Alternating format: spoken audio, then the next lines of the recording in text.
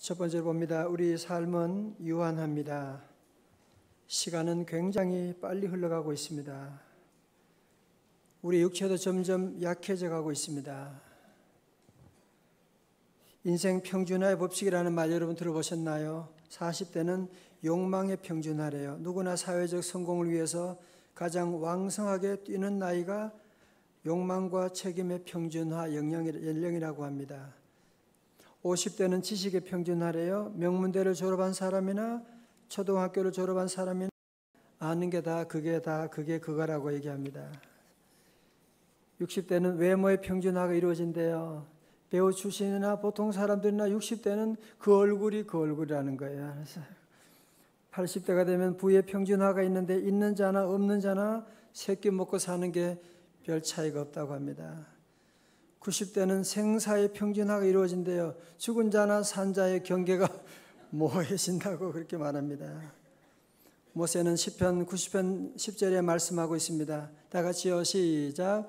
우리의 연수가 70이요 강건하면 80이라도 그 연수의 자랑은 수고와 슬픔뿐이요 신속히 가니 우리가 날아가나이다. 아멘. 자, 저를 보세요. 우리가 직장 생활 사업하시는 분들 참 힘들잖아, 그죠? 그러나 이제 그것도 그만둘 때가 오게 됩니다. 제가 이렇게 설교하지만 저도 설교를 그만둘 때가 오게 됩니다.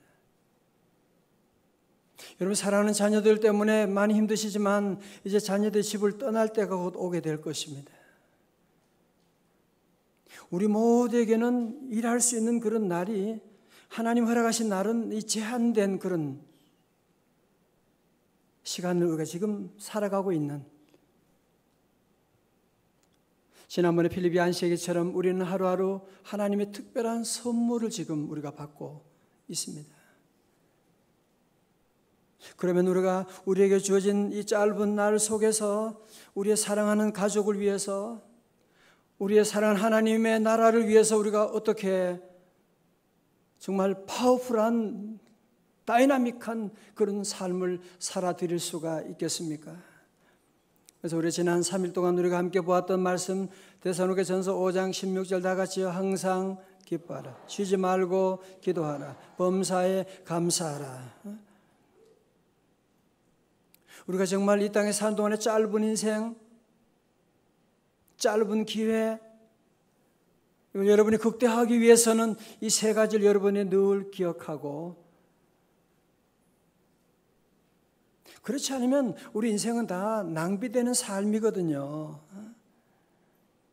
그러나 여러분과 저가 다 경험하는 것처럼 항상 기뻐하며 산다는 것이 보통 어려운 일이 아니잖아, 그죠? 쉬지 말고 기도하고 범사에 감사한다는 것이 보통 어려운 일이 아니거든요. 마치 첼로 역정에 출발했던 그 성도처럼 가는 길에 수많은 난관들이 우리 앞에 있다는 겁니다. 여러분, 그래서 우리가 돈을 얼마나 많이 버느냐 중요하죠. 또 더 중요한 것은 뭐냐면은 지출이 얼마냐가 여러분 중요한 거거든요. 저는 그래서 우리 성도들에게 늘 수입도 중요하지만 주여 종들에게 지출을 막아 주옵소서. 병원에 내는 돈이나 사고로 지출되는 이런 돈들을 여러분이 빨리 구멍을 막으셔야 돼요. 이게 얼마나 놀라운 축복인지 몰라요. 아이들 다치지 않으면 그게 돈을 버는 거고요. 지출을 막아야 되는데, 여러분 그런 의미에서 우리가 은혜 받는 것도 중요하지만 은혜를 방해하는 이 세 가지가 또 있거든요. 은혜 받은 사람, 축복받은 사람들이 이 세 가지를 우리가 주의하고, 이것이 우리 인생을 마이너스 시키는, 기도하다가도 기도하지 못하도록 만드는 게 있다니까요. 감사를 뺏어가는 요인이 있다니까요. 그래서 많은 분들이 데살로니가전서 5장 16절에서 18절까지 말씀 읽고 땡 하고 끝을 맺는데, 사실은 그 다음에 나오는 구절도 얼마나 중요한지 몰라요. 그래서 오늘 세 가지, 우리가 피해야 될 세 가지를 함께 보려고 합니다. 첫 번째로 본문 데살로니가전서 5장 19절에 519 다 같이 시작.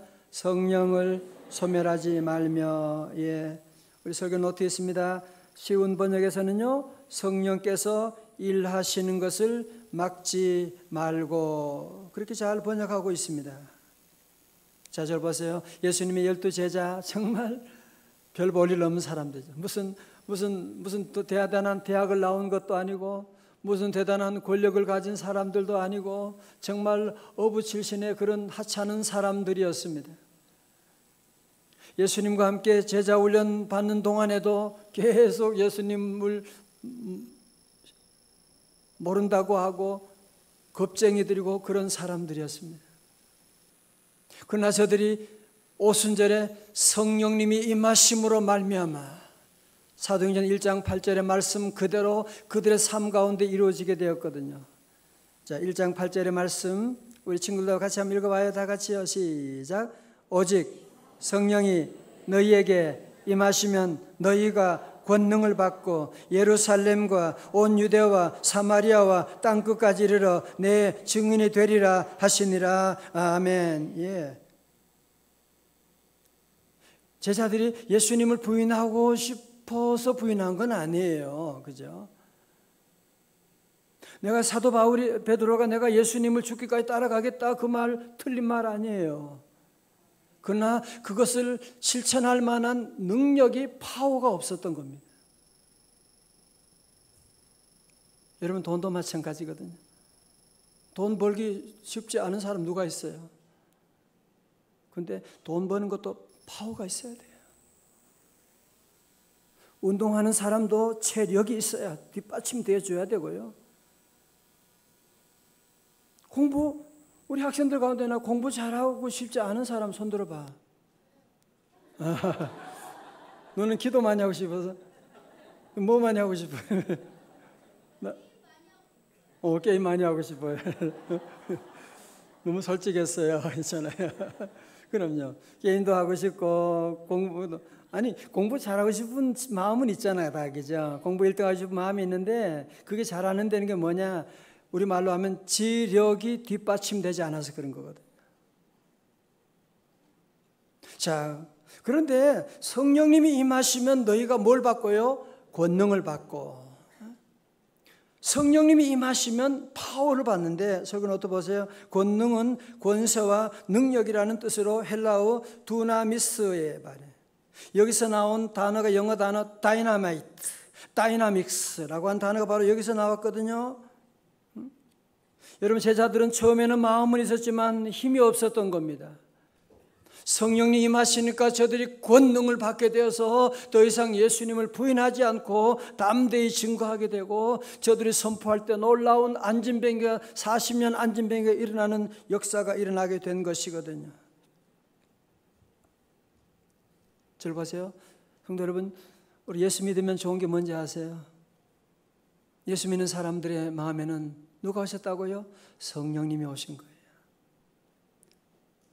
성령님은 하나님의 영이에요. 여러분 귀신이 들어도 사람이 바뀌는데 하나님의 영인 성령님이 우리에게 임하셨는데 어떻게 우리가 변하지 않고 견딜 수가 있겠습니까? 고린도서 3장 16절의 말씀 너희가 하나님의 성전인 것과 하나님의 성령이 너희 안에 계시는 것을 알지 못하느냐라고 말씀하고 있는 거예요. 하나님의 성령이 우리 안에 오셨는데도 그거 전혀 생각하지 않아. 그게 성령을 무시하는 거예요. 성령을 소멸하는 거예요. 그게. 성령 받았는데도 자기가 성령 받은지 몰라. 그게 성령을 소멸하는 거예요. 그런 사람이 어떻게 기뻐하겠어요? 우리 인간은 육체가 있고요. 우리 안에는 영이 계시거든. 그래서 우리 육체를 영의 집이다 그렇게도 말하고 있거든요. 그래서 저와 여러분에게 우리가 이 땅에 사는 동안에는 이 두 가지 본성이 늘 우리 안에 갈등을 하는 거예요. 육체와 영의 갈등이 우리 안에 늘 있게 되는 겁니다. 오늘 저녁 여러분 교회 오실 때도 저녁에 가 마라 추석도 다 또 목사님 또 그래도 내가 권사한테 가야지. 여러분 마음속에도 이런 그런 갈등들이 다 누구나 다 있는 거거든요. 누구나 다 있는 거. 여러분 그래서 우리가 늘 이 두 가지 소욕 가운데서 여러분이 늘 갈등하게 되는데 보세요. 우리 제자 우리 피택자들 다 외웠잖아요. 로마서 8장 5절 시작. 육신을 따르는 자는 육신의 일을, 영을 따르는 자는 영의 일을 생각하나니 육신의 생각은 사망이요 영의 생각은 생명과 평안이니라. 아멘. 예수 믿지만 성령에 따라가지 아니하고 성령을 소멸하게 하고 육체의 소욕을, 육체의 디자이어를 여러분이 따라가게 되면 거기는 사고가 있게 되고 그 삶은 한마디로 마이너스 인생이 되는 것입니다. 육체의 소욕대로 따라간다면 그 삶은 육체의 생각은 사망이라고 말하고 있잖아요. 여러분이 우리 삶에 오늘 저는 정석환 교수님 말씀 들으면서 그 가운데 하나가 모든 사람들은 가운데 성인이 없다 그 얘기 들으면서 그분이 앞에 얘기한 건 거짓말이 아니고 성인이 없다라고 하는 사실 그렇거든요. 누구나 우리 안에 아직도 어덜트 차일드라고 하는 그 성인 아이가 우리 안에 다 숨어 있는 겁니다. 다 우리 안에 있기 때문에 그래서 우리 아이 가운데 이런 우리 안에 있는 이 아이와 같은 유아적인 생각이 누구나 다 있는데 여러분이 그냥 그렇게 육신의 소욕대로 살아가게 되면 반드시 사고가 나게 되고 반드시 마이너스가 되고 그런 생각으로 여러분이 말을 하면 아내가 상처를 받게 되고 그런 생각으로 자녀들에게 말하면 자녀들이 집을 떠나게 될 수밖에 없고 육체의 소욕을 따라가면 그것은 마이너스 인생이거든요. 여러분 타이어에 공기 빠진 타이어 한번 생각해 보세요. 그게 무슨 타이어 얘기죠? 타이어 더 이상 사용되지 않는 거죠. 마찬가지로 우리 성도는 성령을 받은 성도인의 삶인데 성령을 무시하고 성령을 소멸하고 살아간다면 그 안에 무슨 기쁨이, 무슨 감사가, 무슨 기도가 될 수가 있겠습니까? 여러분 사도행전에 보면 바울이 처음에 계획은 지도 보세요. 아시아로 가려고 그랬거든요. 소아시아로 가려고 했거든요. 저 비두니아로 가려고 하는데 성령님이 계속 막으시는 거야. 그죠? 사도행전 16장 6절에 성령이 아시아에서 말씀 전하지 못하게 하시거늘 그들이 부르기아와 갈라디아 땅으로 다녀가. 처음에는 사도 바울도 성령을 무시했어요. 그러면서 그는 7절에 무시 앞에 이르러 비두니아로 가고자 또 애쓴 거예요. 그런데 그때도 예수의 영이 허락하지 아니하시는지라. 만약에 그래도 사도 바울이 끝까지 고집해서 그는 이 소아시아로 갔다면 뭐예요? 그것이 바로 성령을 소멸하는 것이거든요. 그러나 사도 바울은 성령의 음성을 듣고 들어와서 기도하고 마게도냐 사람이 와서 우리를 도우라고 하는 그 음성을 듣고 배를 타고 건너서 어디로 가요? 저 빌립보로 가서 복음을 전하여 드디어 유럽의 선교의 문이 환하게 열려지게 된 것입니다. 설교노트 3번에 보세요. 성령이 소멸된다고 하는 것은 성령께서 떠나신다는 의미가 아닙니다. 계시지만 계시지 않는 것처럼 성령께서 역사하시지 않는 상태를 의미합니다. 혹시 여러분 가운데 보세요. 나는 성령을 소멸한 적이 없는데 무슨 말씀을 또 그렇게 섭하게 하십니까? 그럴 수 있는데 예를 들면 그런 겁니다. 만약에 추석이 돼가지고 어떤 우리 애기 청년이 집에 갔는데 어머님이요 김치를 너무너무 맛있게 해놓으신 거예요. 젓갈을 해놓고 맛있게 해가지고 정성을 다해서 김치를 해가지고 이제 김치 박스에 넣어가지고 주셨어요. 가지고 왔어요. 가지고 와서 냉장고에 넣어두었어요. 뭐 바쁘고 뭐 다른 먹을 것도 많고 또 뭐 그냥 급하고 그러니까 대강 음식 먹다 보니까 김치 뚜껑이 열어보지도 않았어요. 그런데 6개월 지나서 어머님이 일산에 있는 집에 오시게 됐어요. 집에 오셔가지고 냉장고 문을 열어보니까 김치가 그대로 있네. 손 하나 안 댄 거예요. 그것을 본 어머니의 마음이 어떻겠어요? 내가 어떻게 내가 정성으로 만든 네가 어떻게 손 하나 한 번 안 대고? 여러분, 그것이 그겁니다. 성령을 소멸하는 것은 성령을 받았지만 성령의 능력을 의지하지 않고 무시하고 내 힘으로 육체의 소욕으로 살아가는 삶. 이번에 여러분 태풍 링 뭐 시속 막 140km로 막 오나. 저는 그냥 장난인 줄 알았더니만요, 밖에 나고 정말로 막 그냥 얼마나 바람이 세게 부는지. 제 집사람 보고 밖에 나가지 말라 그랬어요. 넘어진다고 바람이. 야, 여러분, 성령의 바람은 그 정도가 아니에요. 사랑 우리 명성제일교회 하나님께서 너무너무 사랑하고 계시고 하나님 우리와 함께 하시고 이제 우리 모든 성도들 모두가 함께 매 순간마다 여러분이 성령을 소멸하면 안 돼요. 성령을 꺼버리면 안 돼요. 성령을 무시하면 안 돼요. 성령 없이 여러분의 힘껏 살아가면 그것이 바로 성령을 무시하게 되고, 성령을 무시하고 어떻게 여러분이 항상 기뻐할 수 있겠어요? 성령 무시하고 어떻게 범사에 우리가 감사할 수 있겠어요? 첫 번째, 우리 모두는 늘 기도해야 돼요. 성령 충만하게 하여 주옵소서. 주여, 우리 당회로부터 재직회, 안수입사회, 권사회 모든 종들이 성령으로 충만하게 하여 주옵소서. 성령이여 내 영혼, 다 같이요, 충만하게 하소서. 한 번 더, 성령이여, 성령이여 내 영혼 충만하게 하소서. 충만하게 하소서. 주님 앞에 내 영혼 드리리다.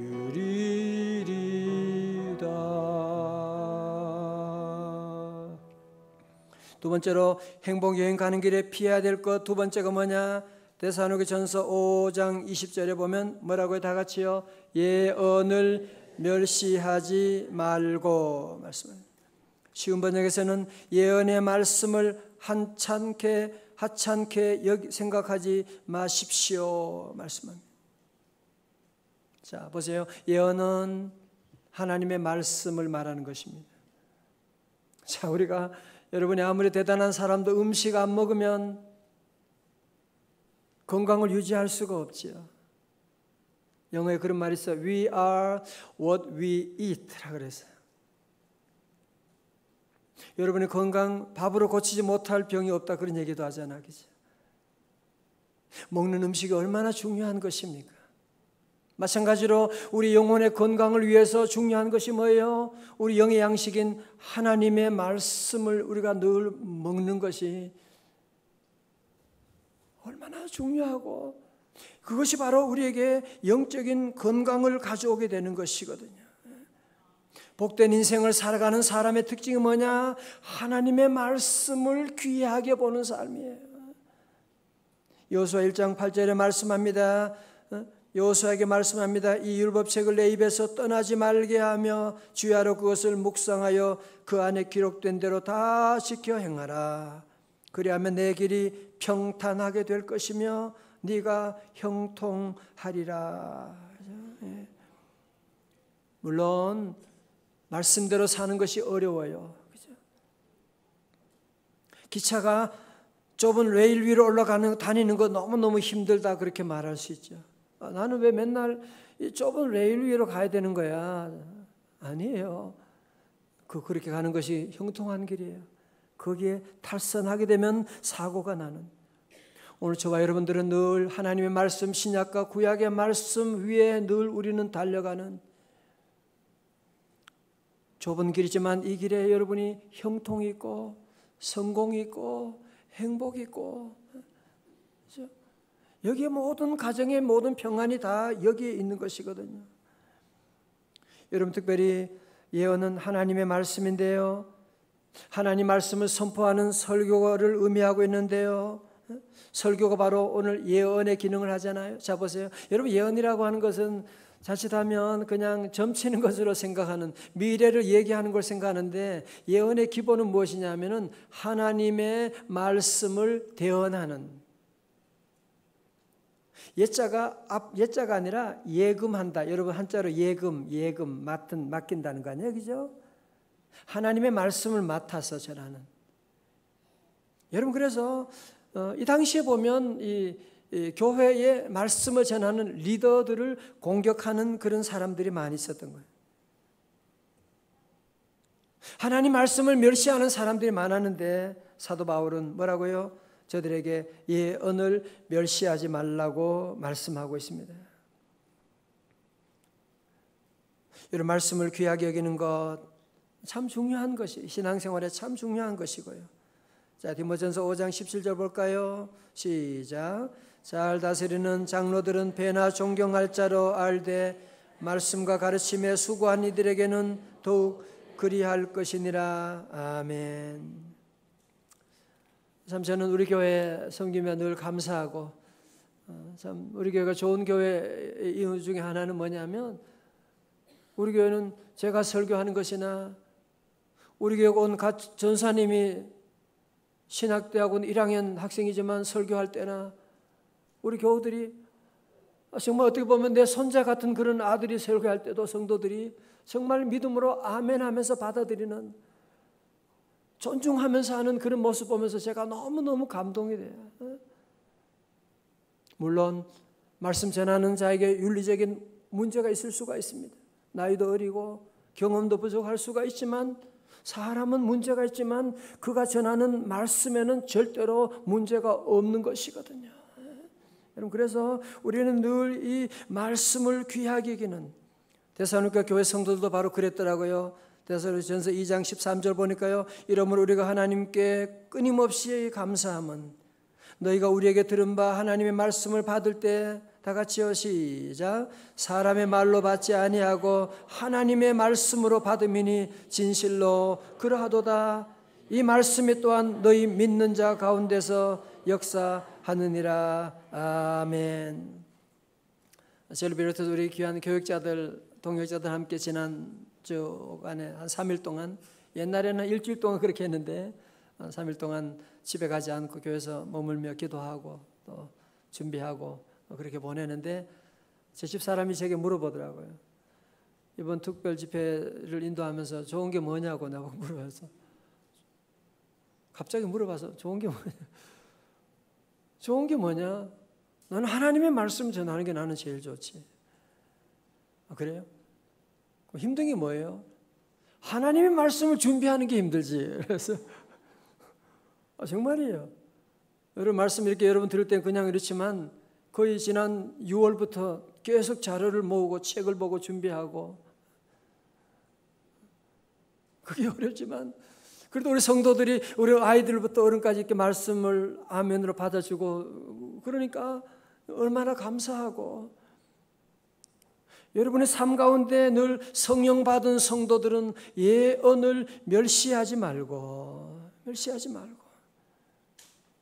왜? 하나님의 말씀이 내 삶의 기둥이고, 말씀이 생명이고, 말씀을 가진 자의 삶이 바로 시냇가에 심은 나무거든요.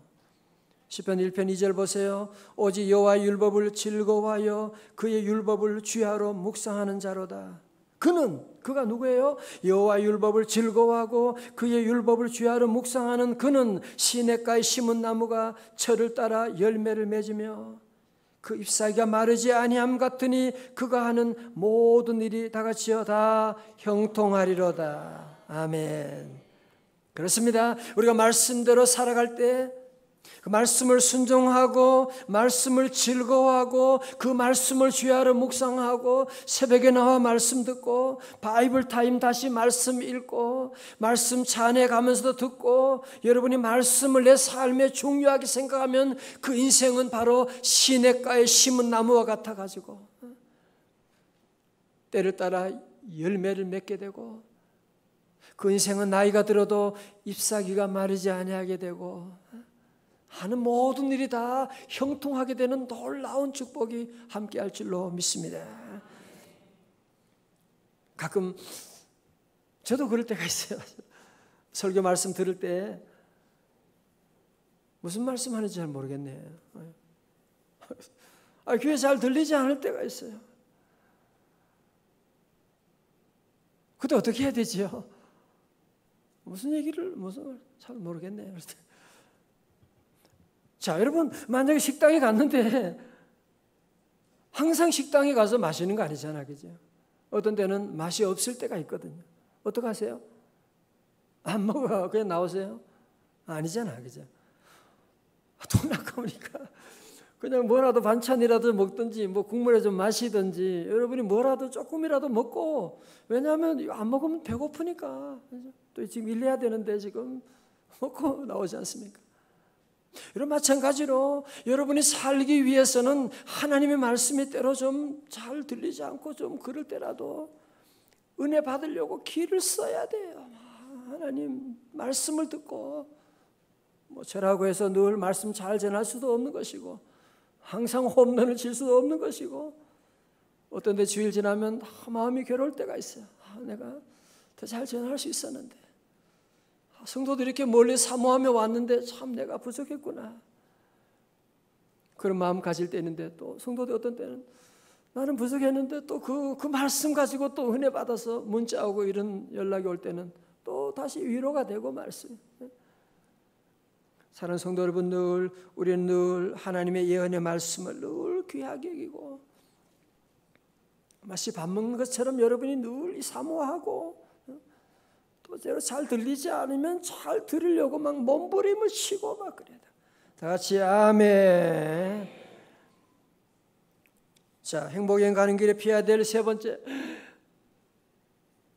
너무 빨리 가는 것 같아, 그죠? 2장이면 좀 오래 해야 되는데 여러분이 학생들 때문에 좀 일찍 끝나는 걸 아셔야 돼요. 애들만 아니면 한 2시간 하는데 애들 때문에 좀 일찍 끝나요. 엄마 아빠가. 자, 오늘 행복여행 가는 길에 피해야 될 세 번째가 있어요. 데살로니가전서 5장 21절 말씀요. 다 같이요. 시작. 범사에 헤아려 좋은 것을 취하고 악은 어떤 모양이라도 버리라. 아멘. 그렇습니다. 여러분, 세상 사람도 가장 낭비적인 삶이 무엇입니까? 그것은 바로 죄를 짓는 것입니다. 네. 여러분, 죄를 짓는 것은 마치 금이 간 그릇과도 같은 거예요. 돈은 버는데 다 빠져나가는 거예요. 죄를 짓는 것은 마치 배터리에 방전되는 것과 같이 그냥 이상하게 그냥 술술 그냥 모든 행복도 물질도 모든 게 다 술술 빠져나가 버리는 거야. 죄를 짓게 되면 여러분이 수십 년 동안 쌓았던 그 명예 한순간에 무너져 버리는 거예요. 죄를 짓게 되면 여러분이 수십 년 동안 여러분이 쌓은 모든 부와 모든 그 가정, 행복한 가정이 한순간에 무너지게 되는. 오래전에 만났던 어떤 분이 그런 얘기를 해요. 어떻게 죄 안 짓고 살 수 있습니까? 근데 많은 분들이 그런 생각을 해요. 어떻게 죄 안 짓고 살 수 있습니까? 여러분, 어떻게 생각하십니까? 죄 짓지 말라고 그러면 정말 세상을 너무 모르시는 분이. 그럼 반대로 여러분, 독약을 마시면 안 됩니다 그러면 그거야 당연하죠. 왜? 여러분이 독약이 뭔지 아니까 그런 거예요. 독약이 뭔지 모르는 아이들은 컵에 담아 오게 되면 뭐든지 먹고 싶어가지고 조금만 달라고 막 애들은 그렇게 말할 수가 있거든요. 독약이 뭔지 모르니까 그런 거죠. 여러분 마치 코끼리를 훈련시키는 거 들어보셨잖아요, 그죠? 코끼리 어릴 때 다리를 이제 줄에다가 묶어놓고 키우면 이게 점점 커가지고 컸는데도 어릴 때 다리에 묶여가지고 몇 번 쳐보니까 자기 다리가 묶여져서 못 가니까 지가 커가지고 힘이 있는데도 툭 치면 나갈 수 있는데 끝까지 그냥 거기에 묶여져 있는 그런 모습처럼 저와 여러분 어릴 때부터 죄 안 짓고 어떻게 사느냐라고 하는 생각과 학습을 여러분이 계속 받아온 거예요. 그게 마귀가 장난치는 거거든요.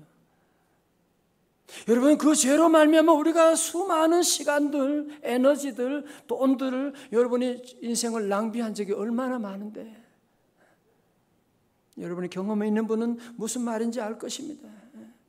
죄를 짓고 뒤처리하느라고 얼마나 많은 시간과 물질을 보내고도 아직 처리가 안 되는 그런 일이 얼마나 많이 있는데요.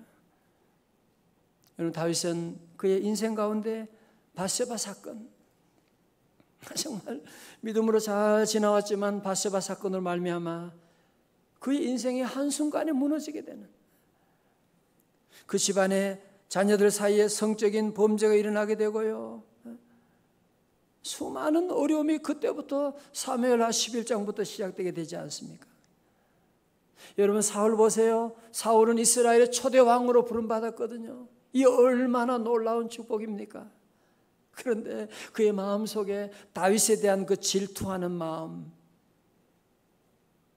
미워하는 마음, 죄가 자리 잡음부터 그의 인생은 계속 마이너스 인생이 되는 거야. 자기만 안 되는 게 아니라 자기의 자손들이 다 안 되게 되는 그런 비참한 최후를 끝내고 말았던 것이거든요. 그래서 로마서 12장 19절에 말씀합니다. 다 같이요, 시작. 사랑에는 거짓이 없나니 악을 미워하고 선에 속하라. 아멘. 12장 9절의 말씀, 로마서 12장 21절의 말씀, 시작. 악에게 지지 말고 선으로 악을 이기라고 말씀하고 있습니다. 여러분 만약에 집에 도적이 들어왔는데 도적이 안 들어온 집이 어디 있어? 그렇게 말할 거예요. 추석에 도적이 들어오면 여러분이 보면 당장 소리치고 쫓아내고 그렇게 할 것처럼 여러분이 이제 앞으로 주님과 함께 행복 여행을 여러분이 계속하기 위해서는 항상 기뻐하고 쉬지 말고 기도하고 범사에 감사하려면 여러분 안에 들어오는 어떤 죄의 모습, 미움, 시기, 질투, 음란 어떤 것이 여러분 들어오더라도 여러분이 단호하게 도적을 물리치는 것처럼 여러분이 이 죄에 대한 예민한 마음을 가지고 물리쳐야 돼요. 같이 주먹 쥐고 사단아 물러갈지어다. 우리 예수님은 마태복음 6장 13절에 우리를 시험에 들게 하지 마시옵고 다만 악에서 구하시옵소서. 여러분 우리가 성령 충만을 위해서 여러분이 날마다 이 기도 드려야 돼요. 이번에 추석에 여러분 친척 만나러 지방에 내려간다 출발할 때 이 기도 드리셔야 돼요. 주여 오늘 제가 가는 길에 시험에 들지 말게 하여 주시고 다만 악에서 구하여 주옵소서. 시험이 얼마나 많은데, 특별히 친척들 만날 때 시험이 얼마나 많은데, Lead us not into temptation. 혹은 여러분이 시험에 빠졌을지라도 우리는 얼른 기도해야 돼요. 다만 악에서 나를 구하여 주옵소서. 여러분이 늘 이 기도를 늘 드리셔야 돼요. 우리 여성 여러분들은 남편을 위해서 이 기도 늘 드리셔야 돼요. 우리 어머니 아버지들은 자녀들을 위해서 늘 이 기도 드리셔야 돼요. 주여 우리 사랑하는 자녀들이 사는 동안에 시험에 들게 하지 마옵시고. 요즘은 인터넷 때문에 너무 가슴이 아파요. 애들 손에 컴퓨터를 가지고 다니니까요. 그냥 한순간에 세계의 모든 정보들, 모든 음란물이 그냥 동시에 손에 다 들어오니까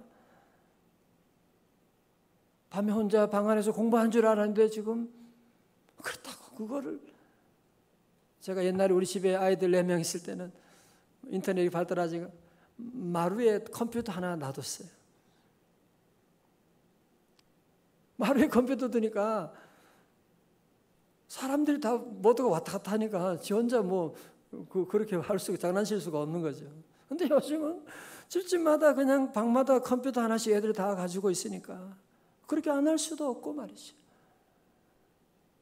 그래서 여러분 늘 기도하셔야 돼요. 정말 여러분이 행복 여행을 함께 끝까지 온 가족이 주님 나라 가기 위해서는 주여 우리 자녀들 시험에 들게 하지 마시옵시고 다만 악에서 구하여 주옵소서. 오늘 21절도 말씀하죠. 악은 어떤 모양이라도 버리라.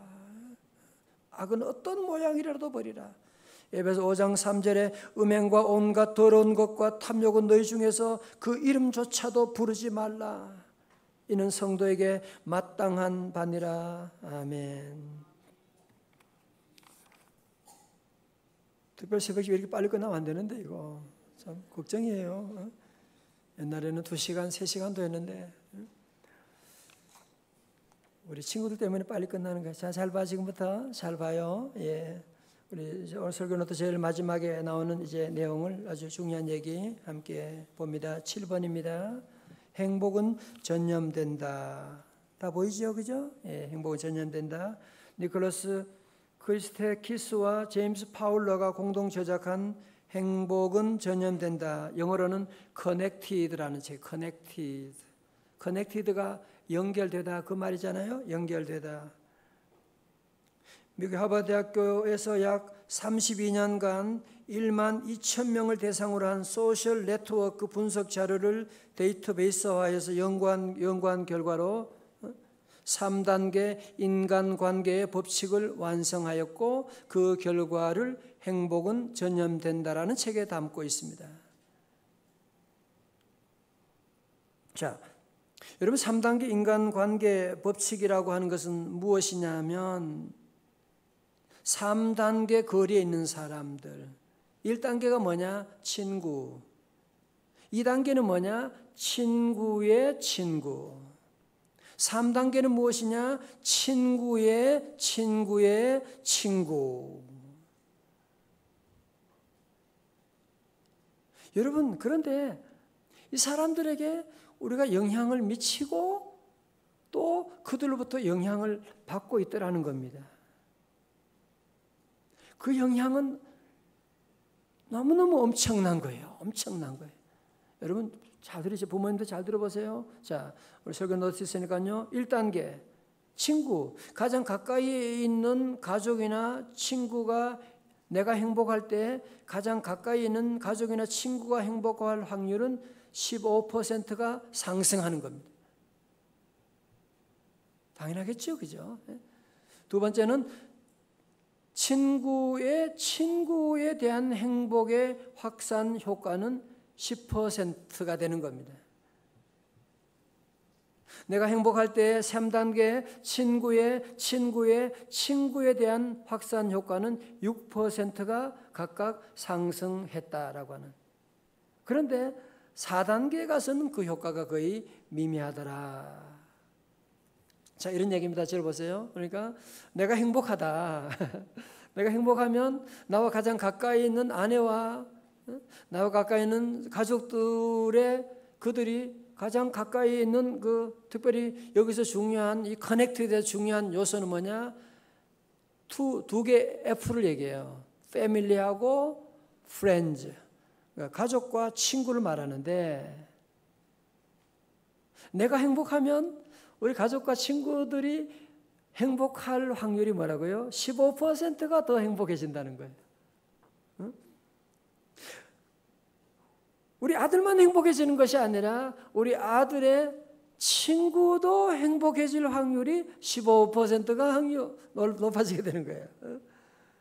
우리 아들의 친구의 친구도 행복할 확률이 6%가 상승했다고 하는.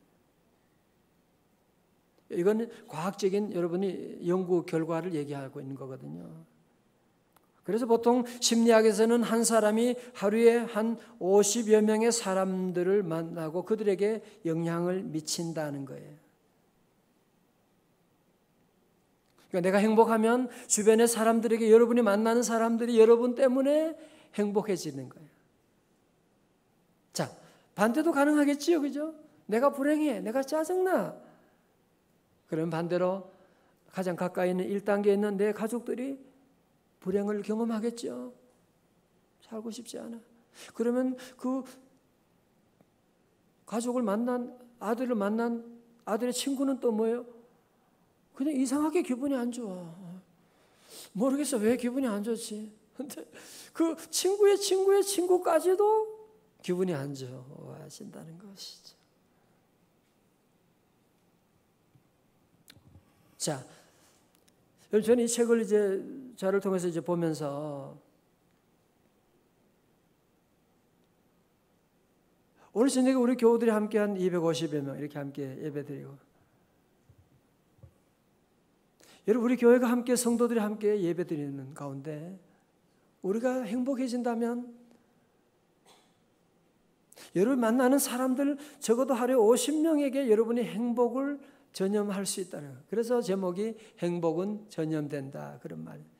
왜? 우리 모두는 커넥티드 되어 있기 때문에, 다 연결되어 있기 때문에. 자, 지금부터 결론입니다. 잘 보세요. 하나님께서 왜 우리 교회에 이런 은혜를 주셨느냐? 왜 우리 교회 3일간 행복여행이라고 이 말씀을 주셨느냐? 오늘 정석환 교수님도 와서 제게 다시 얘기하면서 시 목사 정말 농담이 아니고 정말 참 좋은 교회다. 성도들 얼굴을 보니까 예배드린 태도 보면서 너무너무 기뻐하고 그런 얘기를 하고, 여러분 하나님께서 여러분 주신 축복, 가정 행복하다. 우리 가정 너무 행복해요. 난 너무너무 좋아요. 하나님이 여러분에게 거기에 머물러 있으라고 이 복 주신 거 아니라는 거예요. 여러분 휴가 가는 군인에게 총 줍니까? 주겠어 안 주겠어? 안 주지 그지. 휴가 가는 군인에게 수류탄 주겠어요? 안 주지. 그가 무슨 짓 할지 모르는데. 전방에 가서 근무하는 병사에게 총을 주고 수류탄도 주는 겁니다. 우리 하나님은요, 사명자에게 복을 내려주시고 사명자가 사명을 다하지 못하면 그 복은 거두어가는 걸 여러분이 아셔야 돼요. 휴가 가는데 무슨 총이 뭐가 필요해? 명성제일교회 사명도 못하는데 무슨 복이 필요해? 하나님이 그 사명하는 교회에 옮겨가게 되는 거죠. 그래서 우리는 내가 행복하다. 여러분 여기에 만족하면 안 돼요. 우리 주변에 울고 있는 형제 자매들 지금 얼마나 많이 있는데, 명절에 대해서 우리는 먹을 것이 있다고 그러지만 부모 없는 어린 자녀들이 있고 자식 없는 그런 부모님들이 지금 명절이 되면 더 어려운 가운데 있게 되는데 늘 생각을 해야 돼요.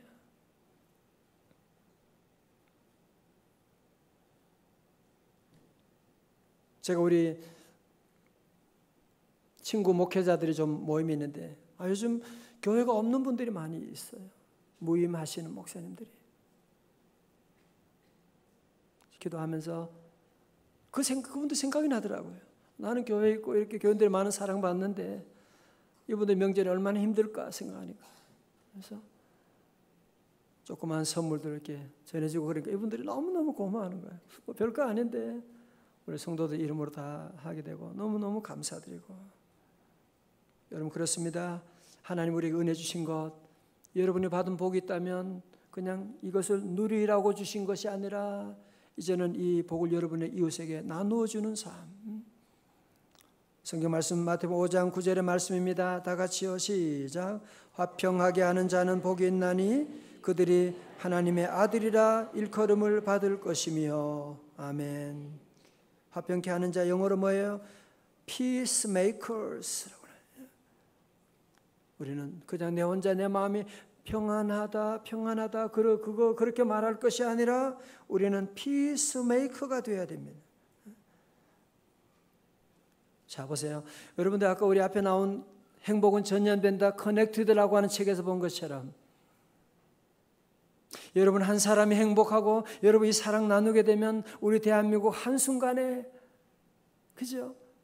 여러분이 매일 만나는 사람 50명의 사람들에게 이 행복을 전할 수 있다면, 그러면 그 사람이 또 옆에 사람에게 행복을 전할 거 아니에요, 그죠?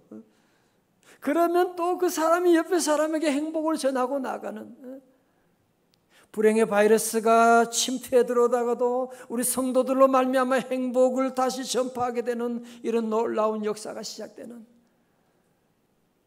기도원 300용사의 꿈을 여러분이 가지고 다시 한번 우리 모두 일어나서 우리 모두 이 받은 이 축복, 이 행복을 여러분이 그냥 내 혼자 행복이 아니라 이제는 이 행복은 나누어주는 사명자의 귀한 이 사명을 감당하게 되면 우리 하나님의 복은 이루 말로 다 할 수. 여러분 사명 감당해 보세요. 여러분의 사업에, 가정에, 직장에 혼자 잘 먹고 잘 살려고 하면, 여러분 우리나라 소위 재벌들 보세요. 혼자 잘 먹고 잘 살려고 저금을 수십조 해놓고 자기 거 아니에요. 아니에요. 다 필요 없어요. 사명을 감당해야 돼요. 사명자가 돼야 돼요. 그래서 우리는 끝으로 여러분이 행복여행 함께 3일간 함께 하신 우리 성도들, 오늘 4일째 함께한 여러분 모두 너무너무 감사하고요. 주의 말씀을 들어줘서 너무 감사하고, 우리 모두 함께 이 말씀을 여러분 마음에 새기고, 정말 여러분 늘 기도한 것처럼 3일만이 아니라 주여 이 행복여행이 주님과 함께 평생 이어지게 하여 주시고 저 천성까지 이어지게 하여 주옵소서.